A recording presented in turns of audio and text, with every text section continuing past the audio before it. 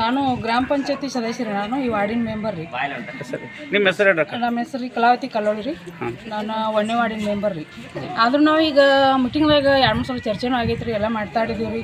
ಮತ್ತು ಆದ್ರೆ ಅಧ್ಯಕ್ಷರಿಗೆ ಹೇಳಿದ್ರಿ, ಮತ್ತು ಪಿ ಡಿ ಸಾಹೇಬ್ರಿಗೆ ಹೇಳಿದೆವು. ಅವರು ಕ್ರಮ ತೊಗೋತೇವೆ 2-3 ಸಲ ಆತು. ನಮ್ಮ ಮುಂದೆ ಫೋನ್ ಮಾಡಿ ಮಾತಾಡ್ಯಾರಿ, ಮತ್ತು ನೋಟಿಸ್ನು ಕಳ್ಸ್ಯಾರ, ಎಲ್ಲ ಆಗೈತೆ ರೀ.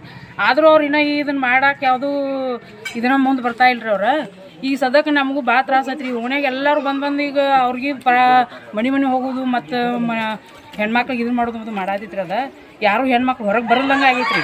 ಅದ್ರ ಸಲುವಾಗಿ ಇದನ್ನು ಯಾವ್ದಾರ ಇದರಿಂದ ಒಟ್ಟು ಲಘು ಮಾಡಿ ಸ್ವಲ್ಪ ಮಾಡಿ ಮಾಡೋದು ನೋಡ್ರಿ. ನಾನು ರಾಸಾಯ ಕಟ್ಟಿಮೆ ಇದೆ ಮಂಡ್ಯ ಕಾಡಕತ್ತಿ 3 ತಿಂಗಳು ಆತ್ರಿ.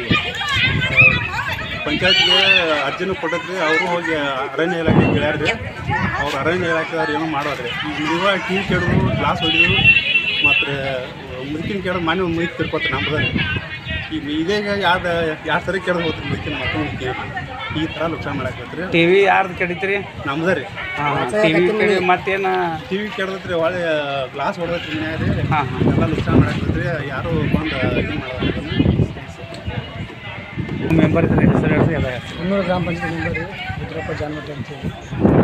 ನಮ್ಮೂರ ಈಗ 3 ತಿಂಗಳಿಂದ ಮಂಡ್ಯ ಕಾಲಾಗತ್ರಿ. ಅದು ಬರೀ ಮುದುಕರ ಮತ್ತು ಹುಡುಗರಿಗೆ ಭಾಳ ತೊಂದರೆ ಆಗತ್ತೆ ರೀ. ಒಬ್ಬರು ಮುದುಕರು ಅದ್ರ ಬಿದ್ದು ತಲೆಪೆಟ್ಟಕ್ಕೆ ಒಬ್ಬರು ತಿಳ್ಕೊಂಡಿದ್ದಾರೆ. ಇದು ಅರ್ಧ ವಾರ್ಡ್ನಾಗ ಆಮೇಲೆ ಇನ್ನೊಬ್ಬ ಅಜ್ಜಿ ಒಳಕೊಟ್ಟಂತ ಅಜ್ಜಿ ಅವ್ರಿಗೆ ಕೇಳೋದು, ಅವ್ರಿಗೆ ತಲೆಪೆಟ್ಟದು. ಆಮೇಲೆ ಟಿ ವಿ ಜೊತೆ ಬ್ಯೂಟಿ ಪಾರ್ಲರ್ ಐತ್ರಿ. ಅವ್ರ ಮನೆಯಾಗ ಹೋಗಿ ಎಲ್ಲ ಒಂದು ಸಮ ಹಾವಚ್ಚೈತಿ. ಹೆಚ್ಚಾಗಿ ನಾವು ನಾವು ಕೂಡ ಅವರಿಗೆ ಹೇಳಿ ಎಲ್ಲ ಲೆಟ್ರೂ ಕೊಡಿಸಿವಿ. ಯಾವುದೋ ಕ್ರಮ ಆಗಿಲ್ಲ, ಇನ್ನೂ ಆಗಿಲ್ಲ. ಅದನ್ನು ಭಾಳ ಲಕ್ಷಣ ಮಾಡಾಗುತ್ತೆ. ಮತ್ತು ಸಾಲಿಗೆ ಇಲ್ಲೇ ದೊಡ್ಡ ಓಣಿರೋದು ಇಲ್ಲ, ಇಲ್ಲೇ ಆದೋತಾವು. ಯಾವ ಹುಡುಗರು ಧೈರ್ಯದ ಹೋಗೋಕ್ಕಾಗತ್ತಿಲ್ಲ. ನಿಮ್ಮ ಹಂಗೆ 2 ಮೇಲೆ ಬರುತ್ತೆ ಗೊತ್ತಿಲ್ಲ, ಹಗಲು ಹೇಳೋದು ಗೊತ್ತಿಲ್ಲ, ರಾತ್ರಿ ಭಾಳ ಟೈಮ್ ಬರ್ಲಿಕ್ಕೆ. ಹೆಣ್ಮಕ್ಳಿಗಂತೂ ಅತಿ ಭಾಳ ಭೀತಿ ಐತಿ. ಯಾಕಂತಂದ್ರೆ ಅದು ಒಬ್ಬರೇ ಇರ್ತಾರೋ ಅಥವಾ ಮತ್ತು ಮನೆಯೊಳಗೆ ಯಾರು ಗಂಡು ಮಕ್ಕಳು ಇರೋದಿಲ್ಲ, ಅಡುಗೆ ಮನೆ ಇರ್ತಾರೆ, ಅಡುಗೆ ಮನೆ ಒಳಗಡೆ ಹೋಗ್ತೈತಿ. ಆ ಸಂದರ್ಭದಾಗ ಮತ್ತು ಹೆಣ್ಮಕ್ಳಿಗೆಲ್ಲ ಭಾಳ ಭಯದಿಂದ ಇರೋ ವಾತಾವರಣ ಐತಿ ಇಲ್ಲಿ. ಹೀಗಾಗಿ ನಾವು 3 ತಿಂಗಳಿಂದ ಭಯದಾಗ ನಡೆದೈತಿ ಜೀವನ ಇಲ್ಲಿ. ಹಾಗಾಗಿ ಆದಷ್ಟು ಬೇಗ ಅರಣ್ಯರು ಮುತುವರ್ಜಿಸ್ಕೋಬೇಕು. ಯಾಕಂದ್ರೆ ನಾವು ಗ್ರಾಮ ಪಂಚಾಯತ್ನ ಅದಕ್ಕೆ ಖರ್ಚು ಕೊಡ್ತೀವಿ ಅಂತ ಹೇಳಿದ್ವಿ, ಲೆಟ್ರು ಕೂಡ ಕೊಟ್ಟಿವಿ. ಹಂಗೆ ಬರೀ ಬಾಯಿ ಮತ್ತೆ ಹೇಳಿಲ್ಲ, ಖರ್ಚು ಕೊಟ್ಟು ಲೆಟ್ರ್ ಕೊಟ್ಟಿವಿ.